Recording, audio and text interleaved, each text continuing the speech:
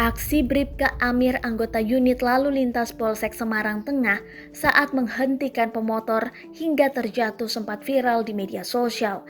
Meski kejadian itu berujung damai, kini Bintara tersebut dikenai sanksi disiplin.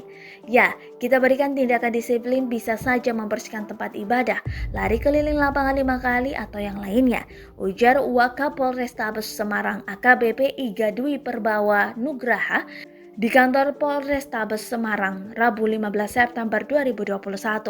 Tindakan disiplin itu, sambung dia, sudah melalui mekanisme pemanggilan terhadap Polantas yang bersangkutan. Polantas tersebut sudah dimintai keterangan serangkaian interogasi dan klarifikasi. Hasilnya, memang ada temuan beberapa kriteria internal tak dipenuhi oleh yang bersangkutan.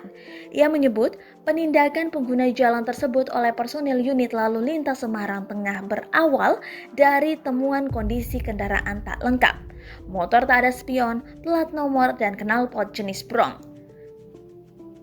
Belakangan pengendara tersebut juga tak mampu menunjukkan SIM C.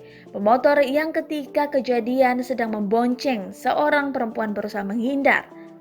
Anggota kami tak bermaksud sama sekali menjatuhkan pemotor tersebut. Petugas bertujuan agar pemotor tak menghindar, ujarnya. Namun, lantaran Polantas dan pemotor sama-sama refleks sehingga terjadi peristiwa tersebut.